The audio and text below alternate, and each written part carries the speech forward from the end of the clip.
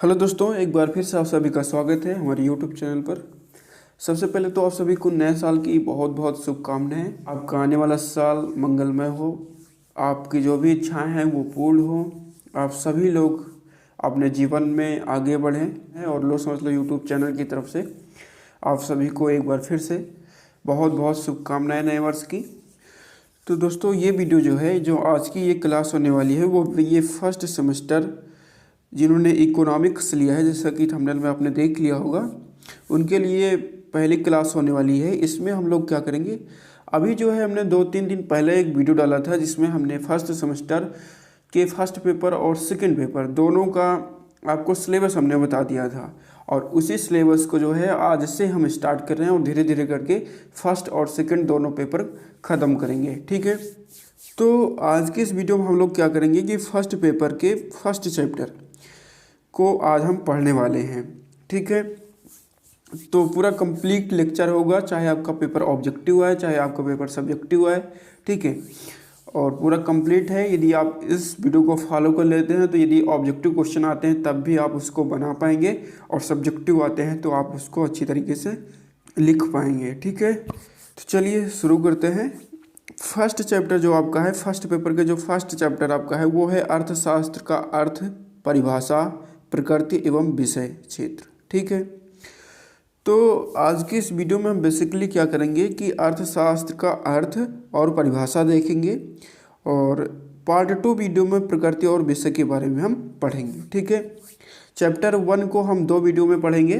Part 1 में अर्थ और परिभाषा देखेंगे, और पार्ट 2 वीडियो में प्रकृति और विषय क्षेत्र देखेंगे, जिससे ये हमारा पूरा चैप्टर कंप्लीट हो जाएगा। 1.5 से 2 महीने में ये पूरा सिलेबस आपका कंप्लीट हो जाएगा। आज है नया साल, नया साल से हम लोग नई शुरुआत कर रहे हैं। चैनल पर नए हो तो सब्सक्राइब करके बेल आइकन को प्रेस कर लो। 1.5 या 2 महीने में आपको पूरा कंप्लीट सिलेबस होने वाला है। ठीक है, तो चलिए बिना टाइम वेस्ट किए हुए आज के इस वीडियो लेक्चर को हम स्टार्ट करते हैं, और बहुत ही अच्छी तरीके से समझाने का प्रयास रहेगा कि आपको सारी चीज़ें समझ में आए। जैसे कि यहाँ पर दिया हुआ है, प्रथम प्रश्न पत्र में आपको पढ़ना है व्यष्टि अर्थशास्त्र। दोस्तों, इकोनॉमिक्स को मुख्यतः यदि हम बांटें 2 भागों में इसको हम बांट सकते हैं। कैसे? एक व्यष्टि अर्थशास्त्र और एक समष्टि अर्थशास्त्र। ठीक है, यदि इकोनॉमिक्स को हम तोड़ें तो इसको हम 2 भागों में बांट सकते हैं। पहला जो हमारा है वो व्यष्टि अर्थशास्त्र, दूसरा हमारा है समष्टि अर्थशास्त्र। व्यष्टि अर्थशास्त्र को हम इंग्लिश में माइक्रो इकोनॉमिक्स बोलते हैं, जबकि समष्टि अर्थशास्त्र को इंग्लिश में हम क्या बोलते हैं? Macro economic. ठीक, माइक्रो इकोनॉमिक्स बोलते हैं। ठीक है, व्यष्टि को या सूक्ष्म अर्थशास्त्र भी आप बोल सकते हैं, और समष्टि अर्थशास्त्र को आप लोग समष्टि अर्थशास्त्र को आप मैक्रो इकोनॉमिक्स बोल सकते हैं, या फिर व्यापक अर्थशास्त्र भी बोल सकते हैं। ठीक है, समष्टि अर्थशास्त्र, मैक्रो इकोनॉमिक, व्यापक अर्थशास्त्र, ये तीनों एक ही हैं। और व्यष्टि अर्थशास्त्र या फिर सूक्ष्म इकोनॉमिक्स भी आप बोल सकते हैं, या फिर माइक्रो इकोनॉमिक भी आप इसको इंग्लिश में बोल सकते हैं। ठीक है, तो हमने देखा कि इकोनॉमिक जो है हमारी 2 प्रकार की होती है। ठीक है, एक व्यष्टि अर्थशास्त्र, एक समष्टि अर्थशास्त्र, माइक्रो इकोनॉमी और मैक्रो इकोनॉमी। आई होप कि आपको ये समझ में आ गया होगा। चलिए अब देखते हैं कि अर्थशास्त्र है क्या। तो सबसे पहले हम समझते हैं कि अर्थशास्त्र या फिर इकोनॉमिक्स है क्या। ठीक है, अर्थशास्त्र मानव की आर्थिक गतिविधियों का अध्ययन करता है। मानव द्वारा संपन्न वैसे सारी गतिविधियां जिसमें आर्थिक लाभ या हानि का तत्व विद्यमान हो, आर्थिक गतिविधियां कहलाती हैं। ठीक है, अर्थशास्त्र या इकोनॉमिक्स क्या है? ये मानव की सभी आर्थिक गतिविधियों का अध्ययन करता है। तो अर्थशास्त्र क्या है कि मानव की सभी आर्थिक गतिविधियों का अध्ययन करने वाला शास्त्र है। ठीक है, मानव की सभी आर्थिक गतिविधियों का अध्ययन करने वाला शास्त्र है। आर्थिक गतिविधियाँ क्या है? मानव द्वारा संपन्न वैसे सारी गतिविधियाँ जिसमें लाभ या हानि का तत्व विद्यमान हो, आर्थिक गतिविधियाँ कहलाती हैं। ठीक है, तो आई होप कि आपको इतनी परिभाषा पर्याप्त है कि अर्थशास्त्र क्या है। मानव द्वारा संपन्न वैसी सारी गतिविधियाँ, समझने का प्रयास करेंगे आप लोग कि मानव द्वारा संपन्न वैसे सारी गतिविधियाँ जिसमें लाभ या हानि का तत्व विद्यमान हो, वो आर्थिक गतिविधियाँ कहलाती हैं। अब अर्थशास्त्र ऐसा शास्त्र है जिसके माध्यम से हम मानवों की आर्थिक गतिविधियों का अध्ययन करते हैं। ठीक है। अर्थशास्त्र का जो पिता कहा जाता है वो एडम स्मिथ को कहा जाता है। सबसे पहले अर्थशास्त्र को क्रमबद्ध तरीके से एडम स्मिथ ने ही प्रस्तुत किया था। 1776 में इनकी एक पुस्तक प्रकाशित हुई थी, an inquiry into the nature and causes of wealth of nations. तो 1776 में अपनी पुस्तक, इसमें जो हमने बताया अभी आपको, an inquiry into the nature and causes of wealth of nation में अर्थशास्त्र या फिर इकोनॉमिक्स को क्रमबद्ध तरीके से सबसे पहले इस पुस्तक में एडम स्मिथ ने प्रस्तुत किया था। तो इनकी ये पुस्तक बड़ी इंपॉर्टेंट है, इसको आप लोग जरूर ध्यान में रखेंगे और इसीलिए इनको जो है अर्थशास्त्र या फिर इकोनॉमिक्स का फादर कहा जाता है, पिता कहा जाता है। ठीक है। अब देखिए, अर्थशास्त्र को विभिन्न अर्थशास्त्रियों में हमने एक मोटा मोटा समझ लिया कि अर्थशास्त्र है क्या। ठीक है, हमने थोड़ा सरल भाषा में समझ लिया, लेकिन बहुत सारे अर्थशास्त्री हुए जिन्होंने अपने अपने तरीकों से अर्थशास्त्र को परिभाषित किया है। ठीक है, बहुत सारे अर्थशास्त्रियों ने अपने अपने तरीके से, अपने अपने सिद्धांतों से इसको परिभाषित करने का प्रयास किया है। अब उन्हीं की परिभाषाओं को यदि हम एक कैटेगरी में बांटें तो हम 4 भागों में बांटते हैं। ठीक है, वो कौन कौन से भाग हैं अभी हम देखेंगे। तो चलिए समझ लेते हैं पहले कि कौन कौन सी कैटेगरी हैं। ठीक है, पहला भाग देखिए तो धन के विज्ञान से संबंधित कुछ परिभाषाएं निकल के आती हैं। कुछ अर्थशास्त्री जो हैं इकोनॉमिक्स को या फिर अर्थशास्त्र को धन के विज्ञान से संबंधित शास्त्र बताया है। ठीक है, और कुछ अर्थशास्त्रियों ने इसको आर्थिक कल्याण से संबंधित शास्त्र बताया है या फिर विज्ञान बताया है। अभी इसके बारे में हमारी डिबेट भी होगी कि ये साइंस है या फिर आर्ट है ना, ये कला है या विज्ञान है। इसके बारे में बहुत महत्वपूर्ण क्वेश्चन बनते हैं और पूछे जाते हैं। तो ये क्वेश्चन एक हम बहुत अच्छी तरीके से इसको समझेंगे दूसरे पार्ट में। इस पार्ट में हम सिर्फ देखेंगे अर्थ और परिभाषा।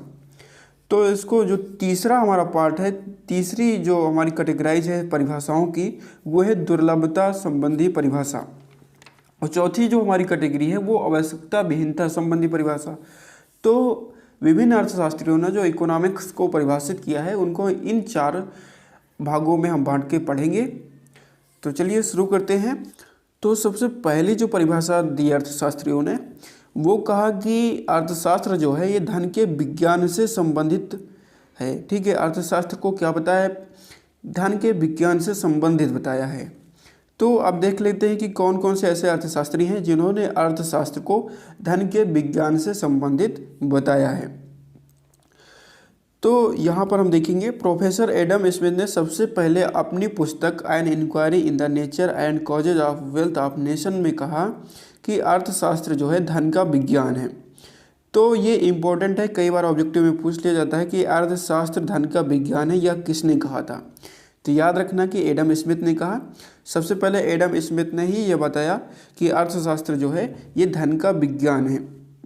जैसे आपसे पूछा जाएगा कि धन के विज्ञान से संबंधित परिभाषाएं कौन कौन से अर्थशास्त्रियों ने दी है, तो सबसे पहला नाम आपको एडम स्मिथ याद रखना है। ठीक है, आगे चल के एडम स्मिथ ने कहा कि प्रत्येक मनुष्य उस वंश के अनुसार धनी या निर्धन है जिस पर यह मानवीय जीवन की आवश्यकताओं, सुविधाओं और मनोरंजन का सुख ले सकता है।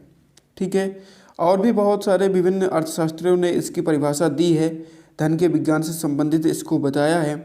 जैसे कि वाकर ने कहा कि अर्थशास्त्र विज्ञान की वह शाखा है जो धन से संबंधित है। यहाँ पर ज्ञान हो गया है तो इसको धन बना लेंगे आप लोग। ये PDF डाउनलोड कर सकते हैं तो उसमें ये करेक्शन कर लेना। ठीक है, तो वाकर ने भी कहा कि अर्थशास्त्र ज्ञान की वह शाखा है जो कि धन से संबंधित है। आगे चल के हम देखते हैं तो सीनियर भी कहता है कि अर्थशास्त्र का विषय सामग्री सुख ना होकर धन है। मतलब कि हमने देखा कि इसमें एडम स्मिथ ले लें, वाकर ले लें, सीनियर ले लें, ये तीनों अर्थशास्त्री जो हैं अर्थशास्त्र को धन के विज्ञान से संबंधित बताते हैं, है ना। और जैसा कि सीनियर ने तो यहाँ तक कह दिए कि इसकी विषय सामग्री सुख ना होकर धन है। तो हमने देखा कि धन पर इनका ज़्यादा फोकस है, धन पर इन लोगों ने विशेष बल दिया है। ठीक है, तो एडम स्मिथ, वाकर और सीनियर ये 3 ऐसे अर्थशास्त्री हुए जो अर्थशास्त्र को धन के विज्ञान से संबंधित बताते हैं। अब जैसे कि प्रत्येक चीज़ के 2 पहलू होते हैं, पहला उसके पक्ष में होता है, दूसरा उसके विपक्ष में होता है। ठीक है, पहला उसका समर्थन करता है तो दूसरा उसका विरोध करता है। कोई भी चीज़ ले लो आप, उसके दो पहलू आपको जरूर मिलेंगे। ठीक है, कोई सही कहेगा, कोई गलत कहेगा। तो ठीक उसी प्रकार यहाँ पर भी हुआ। जो सीनियर वाकर और एडम स्मिथ ने परिभाषाएं दी धन के विज्ञान से संबंधित, उसकी आलोचनाएं कुछ हुई। ठीक है, कुछ लोगों ने इसको गलत बताया। तो कौन कौन से लोगों ने गलत बताया और कौन कौन से बेसिस पे बताया उसको हम समझते हैं। जैसे कि इसकी आलोचनाओं में देखें हम तो इसमें क्या है कि भौतिकवादी दृष्टिकोण है। ठीक है, धन के विज्ञान से संबंधित परिभाषाएं जिन भी अर्थशास्त्रियों ने बताया, इसमें क्या है कि भौतिकवादी दृष्टिकोण को अपनाया गया है। प्राचीन अर्थशास्त्रियों ने आदर्श और नैतिक पक्ष पर कोई ध्यान नहीं दिया, केवल भौतिकवादिता को प्रधानता दी है। ठीक है, ये धन के विज्ञान से संबंधित परिभाषाओं में क्या है कि भौतिकवादी दृष्टिकोण को अपनाया गया है। इसमें आदर्श और नैतिक पक्ष पर कोई ध्यान नहीं दिया गया। ठीक, इसमें सिर्फ जो है भौतिकवादिता को प्रधानता दी गई है। इसमें और क्या कमियां थी इन परिभाषाओं में? इस परिभाषाओं में जो दूसरी कमी थी वो अवास्तविक मान्यता थी। ठीक है, अर्थशास्त्र धन का विज्ञान है, यह एक अवास्तविक मान्यता है क्योंकि मनुष्य को एक स्वार्थी प्राणी नहीं कहा जा सकता। ठीक है, मनुष्य को पूर्ण रूप से स्वार्थी प्राणी नहीं कहा जा सकता। इसमें जो तीसरी कमी है वो है असंतुलित विचार, अनबैलेंस्ड व्यू। प्राचीन अर्थशास्त्रियों द्वारा मानवीय पक्षों की उपेक्षा करते हुए धन पर अनावश्यक रूप से बल दिया गया है। ठीक है, इसमें क्या किया है प्राचीन अर्थशास्त्रियों ने कि इसको जो है मानवीय पक्षों की जो है उपेक्षा इन्होंने की है और पूरा फोकस, पूरा बल जो है वो धन पर दिया है। इसको धन का विज्ञान बताया है। ठीक है, इसकी विषय वस्तु को धन से संबंधित बताया है। ठीक है, मानवीय जो पक्ष है उसकी पूर्ण रूप से इन्होंने उपेक्षा की है। इसके आगे देखें तो इसकी साध के रूप में पूजा की गई, ना कि इसको साधन के रूप में महत्व प्रदान किया गया। अर्थशास्त्र को प्राचीन अर्थशास्त्रियों ने जो है इसको साध के रूप में, ऐसा इनके परिभाषाओं में ऐसा लगता है कि इसकी साध के रूप में पूजा की जा रही है, जबकि धन जो है ये एक साधन होना चाहिए। ठीक है, धन पर हमें पूरी तरह से डिपेंड नहीं होना चाहिए। अपनी आवश्यकताओं की पूर्ति के लिए, अपनी नीड्स, अपनी ज़रूरत की पूर्ति के लिए एक माध्यम होना चाहिए, एक साधन होना चाहिए। जबकि प्राचीन अर्थशास्त्रियों ने क्या किया कि इसको साध्य मान लिया है। ठीक है, साध्य के रूप में पूजा की है, जबकि इसको एक साधन के रूप में इनको देखना चाहिए था। ठीक है, तो ये तीन कमियां थी इन परिभाषाओं में। पहली कमी थी कि भौतिकवादी दृष्टिकोण था, या फिर दूसरी आलोचना जो हुई वो अवास्तविक मान्यता के आधार पर हुई। तीसरी आलोचना जो हुई वो असंतुलित विचार के आधार पर हुई। दूसरी हमारी जो परिभाषा है आर्थिक कल्याण से संबंधी परिभाषाएं हैं। कुछ अर्थशास्त्रियों ने अर्थशास्त्र को जो है इकोनॉमिक्स को आर्थिक कल्याण से संबंधित बताया है। ठीक है, अर्थशास्त्र की परिभाषा करते हुए कुछ अर्थशास्त्रियों ने कहा कि ये आर्थिक कल्याण से संबंधित विषय है और ये इकोनॉमिक्स को आर्थिक कल्याण से संबंधित बताया है। उनमें से जो पहला अर्थशास्त्री है वो अल्फ्रेड मार्शल है। राज्य अर्थव्यवस्था या अर्थशास्त्र ये कहता है कि राज्य अर्थव्यवस्था या अर्थशास्त्र मानवीय जीवन की समान क्रियाओं का अध्ययन है। वह व्यक्तिगत तथा सामाजिक क्रियाओं के उस भाग का अध्ययन करता है जिनका घनिष्ठ संबंध जीवन कल्याण अथवा सुख प्रदान करने वाले भौतिक पदार्थों को प्राप्त करने या प्रयोग करने से है। तो इस प्रकार से अल्फ्रेड मार्शल जो है आर्थिक कल्याण की दृष्टि से इकोनॉमिक्स को, अर्थशास्त्र को आर्थिक कल्याण की दृष्टि से देखते हुए कहता है कि अर्थशास्त्र जो है मानवीय जीवन की समान क्रियाओं का अध्ययन है और कहता है कि वह व्यक्ति तथा सामाजिक क्रियाओं के उस भाग का अध्ययन करता है जिनका घनिष्ठ संबंध या तो जीवन कल्याण से है या फिर सुख प्रदान करने वाले भौतिक पदार्थों को प्राप्त करने तथा प्रयोग करने से है। इसी के क्रम में जो दूसरा अर्थशास्त्री हुआ एस.सी. पिगो, ये कहता है कि अर्थशास्त्र आर्थिक कल्याण का अध्ययन है। आर्थिक कल्याण का अर्थ सामाजिक कल्याण के उस भाग से है जिसे द्रव्य के मापदंड से प्रत्यक्ष या अप्रत्यक्ष रूप से संबंधित किया जा सकता है। तो इस प्रकार से एस.सी. पिगो अर्थशास्त्र को आर्थिक कल्याण का अध्ययन बताता है और कहता है कि आर्थिक कल्याण का अर्थ समाज के उस भाग से है जिसे द्रव्य के मापदंड से प्रत्यक्ष या अप्रत्यक्ष रूप से संबंधित किया जा सकता है। तो आर्थिक कल्याण से संबंधित परिभाषाओं की कुछ विशेषताएं हैं, आइए उन पर हम नज़र डाल लेते हैं। आर्थिक कल्याण से संबंधित परिभाषाओं में क्या है कि मानवीय पक्ष पर अधिक जोर दिया गया है। धन से संबंधित परिभाषाओं में क्या था कि उस पर धन पर अधिक जोर दिया जा रहा था, धन पर अधिक बल दिया जा रहा था। लेकिन आर्थिक कल्याण से संबंधित परिभाषाओं में आर्थिक कल्याण से संबंधित अर्थशास्त्र को जिन अर्थशास्त्रियों ने बताया है उन्होंने मानवीय पक्ष पर अधिक जोर दिया है। जैसा कि यदि हम मार्शल की परिभाषा को देखें तो इन्होंने मानवीय पक्ष पर अधिक बल दिया है। उसने स्पष्ट रूप से कहा है कि अर्थशास्त्र में एक ओर धन तथा दूसरी ओर मानवीय पक्ष का अध्ययन होता है, ठीक है। जबकि हम धन से संबंधित परिभाषाएं जो देख रहे थे उसमें अर्थशास्त्रियों ने क्या कहा कि मानवीय पक्ष को खारिज कर दिया था, ठीक है। मानवीय पक्ष पर विशेष बल या फिर कोई ध्यान नहीं दिया था, सीधा धन पर संबंधित विज्ञान बताया था, धन पर संबंधित इसको शास्त्र बताया था, धन से संबंधित। इसमें क्या है कि इसमें एक और धन से संबंधित इसको बताया गया है तो दूसरी ओर मानवीय पक्ष का अध्ययन करता है, ये भी इन्होंने कहा है। दूसरी जो इस परिभाषा की विशेषता है वो है भौतिक कल्याण। जैसा कि प्रोफेसर पेंसन ने कहा है कि अर्थशास्त्र भौतिक कल्याण की क्रियाएं करने वाला विषय है, अतः अर्थशास्त्र के भौतिक कल्याण के अंतर्गत निम्न कार्यों का अध्ययन किया जाता है, जैसे कि सुख की प्राप्ति, धन की उत्पत्ति, समाज को भौतिक सुख प्रदान करना। इसकी दूसरी विशेषता यह थी कि भौतिक कल्याण, इसमें जो है भौतिक कल्याण देखने को मिलता है, ठीक है। भौतिक कल्याण इन द सेंस की जैसे सुख की प्राप्ति, धन की उत्पत्ति, समाज को भौतिक सुख प्रदान करना, ये सारे के सारे क्या हैं, भौतिक कल्याण है। तीसरी जो इसकी विशेषता है वो व्यवसाय संबंधी अध्ययन। अर्थशास्त्रियों ने इस परिभाषा को परिभाषित करते हुए कहा कि व्यवसाय संबंधी अध्ययन भी अर्थशास्त्र में किया जाता है, ठीक है। तो तीसरी विशेषता यह थी, जैसे कि मार्शल ने इस पक्ष पर विशेष बल देते हुए कहा कि सामान्य क्रियाओं से उनका आशय उन क्रियाओं से है जो धन के उत्पादन उपभोग से संबंध रखती हैं, ठीक है। तो इस परिभाषा में अर्थशास्त्रियों ने क्या कहा कि अर्थशास्त्र जो है व्यवसाय से संबंधित अध्ययन है।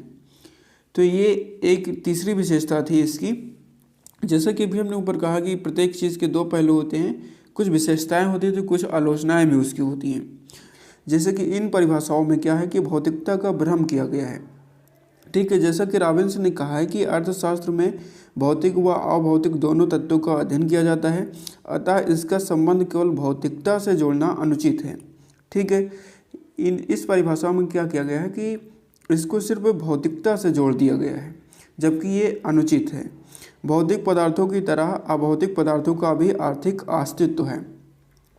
इन परिभाषाओं में भौतिकता को ज़्यादा प्रधानता दी गई है, जबकि अभौतिक पदार्थों को प्रधानता नहीं दी गई या फिर इनका अस्तित्व नहीं रखा इन लोगों ने, जबकि इन दोनों का अस्तित्व है, ठीक है।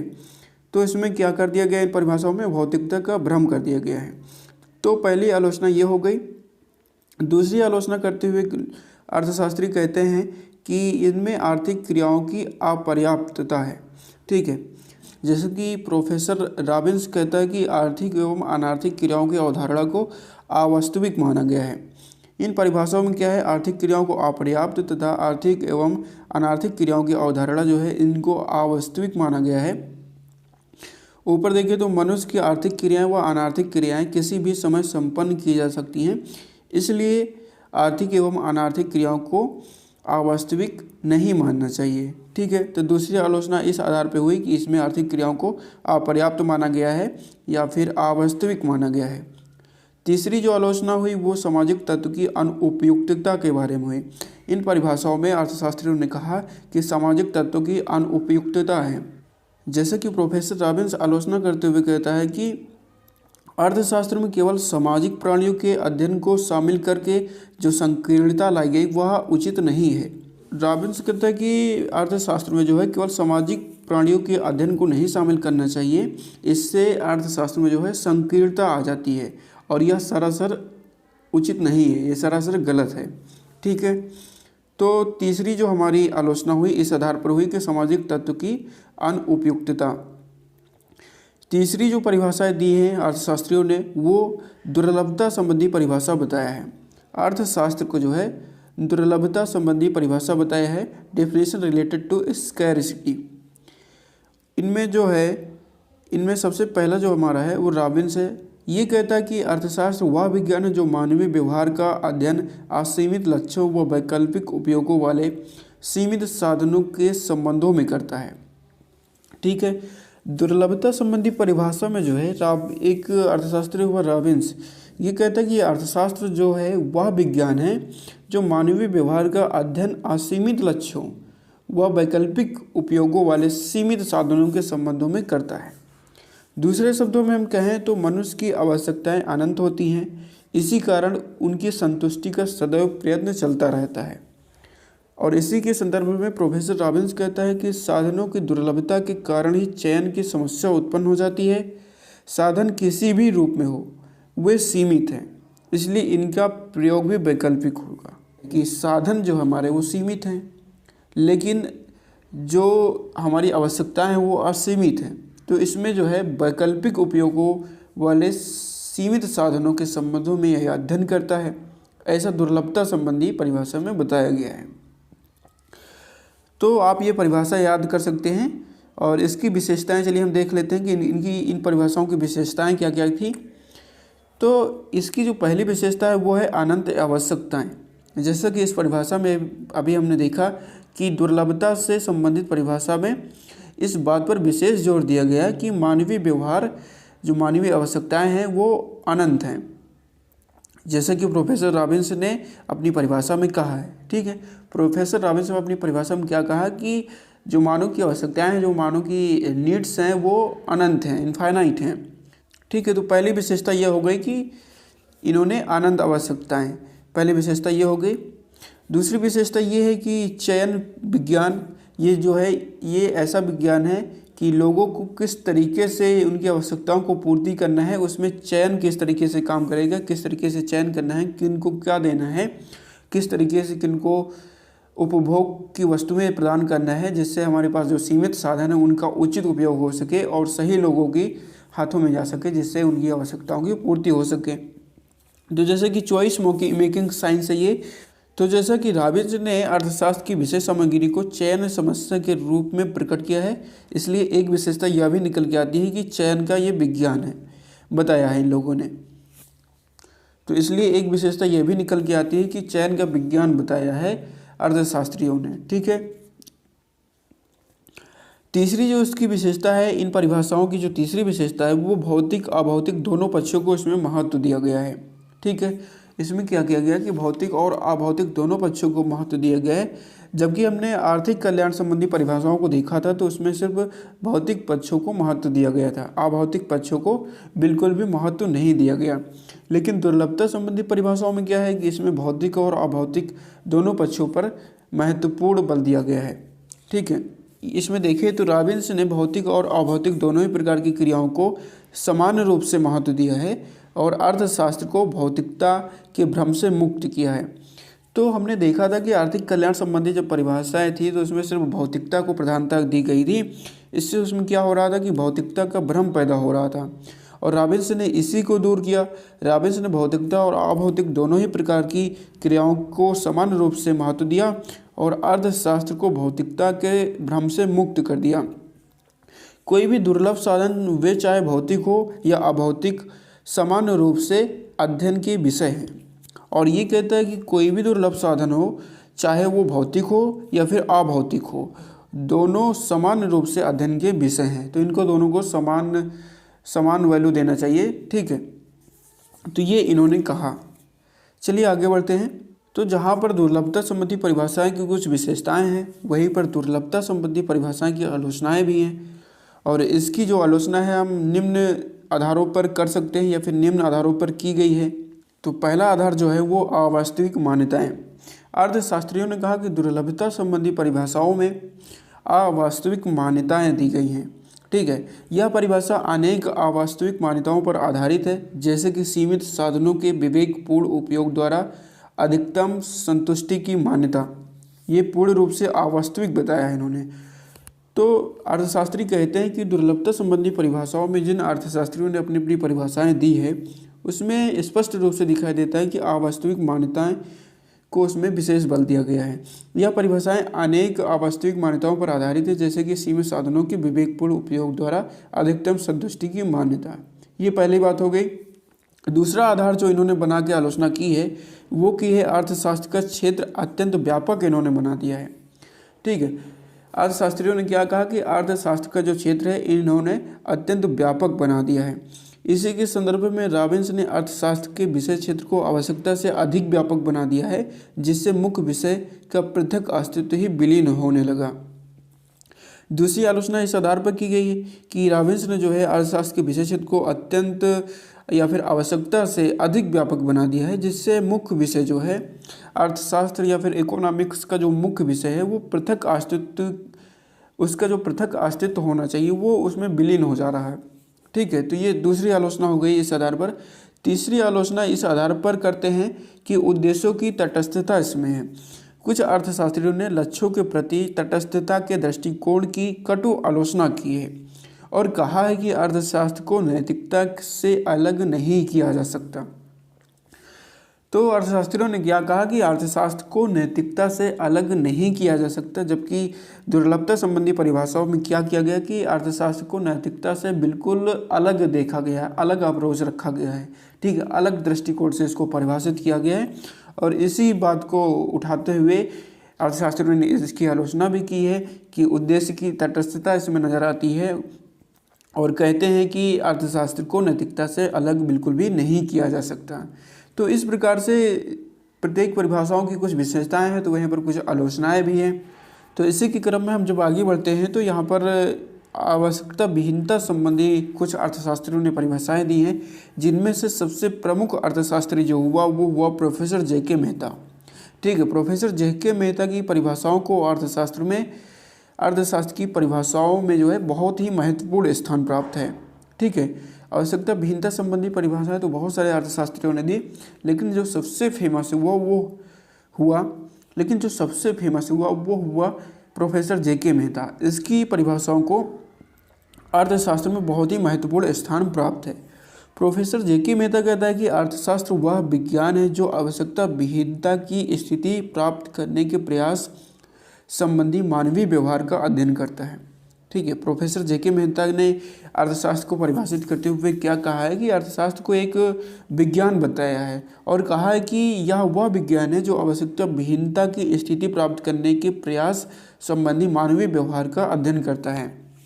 तो ठीक है, तो जैसा कि इनकी भी परिभाषाएं जो थी इसकी भी कुछ विशेषताएं हैं तो कुछ इसके आलोचनाएं हैं। आइए देखते हैं कि हम प्रोफेसर जे.के. मेहता की परिभाषा में कौन कौन सी विशेषता हैं। तो विशेषताएं देखें तो सबसे पहली जो विशेषता निकल के आती है प्रोफेसर जे.के. मेहता की परिभाषा में, या फिर हम बोलें आवश्यकता विहीनता संबंधी परिभाषा में निकल के जो आती है वो आता है कि संतुलन का श्रेष्ठ उपाय आत्म प्रशिक्षण।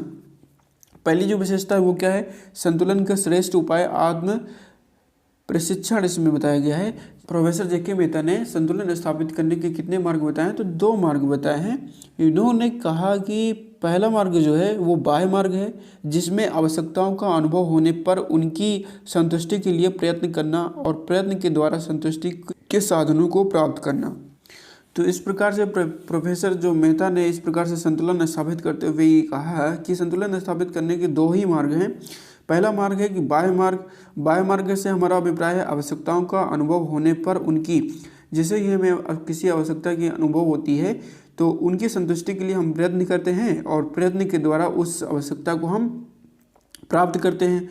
ठीक है, उस आवश्यकता को प्राप्त करके अपनी संतुष्टि हम कर लेते हैं। तो पहली विशेषता जो है इनकी परिभाषाओं में यही थी कि संतुलन का श्रेष्ठ इन्होंने उपाय बताया कि किस तरीके से हमें संतुलन लाना चाहिए और सबसे सर्वोत्तम उपाय इन्होंने दिया। दूसरी इनकी जो परिभाषाओं में विशेषता निकल के आती है वो है चुनाव की समस्या। इन्होंने चुनाव की समस्या को समझा और उसके बारे में कहा कि मनुष्य की आवश्यकताएं अनंत होती हैं और साधन सीमित है, अतः उनके सामने सबसे बड़ी समस्या खड़ी हो जाती है चुनाव की, तथा मनुष्य अपने चुनाव की समस्या से काफ़ी परेशान रहता है और अपना बहुत समय इसी में लगा देता है, जिससे काफ़ी आवश्यकताएं अपने आप कम हो जाती हैं। तो ये बहुत अच्छी बात इन्होंने अपनी परिभाषाओं में इंगित की है कि इन्होंने कहा कि मनुष्य की आवश्यकताएं अनंत होती हैं और साधन सीमित है, अतः उनके सामने बहुत बड़ी समस्या आ जाती है तथा बहुत बड़ी समस्या खड़ी हो जाती है। तो तथा मनुष्य जो है अपने चुनाव की समस्या से काफ़ी परेशान भी रहता है और अपना बहुत समय इसमें लगा देता है। जिससे काफ़ी आवश्यकताएं अपने आप कम हो जाती हैं। तो ये दो विशेषताएं निकल के आती हैं, इनको आप लोग ध्यान में रखेंगे।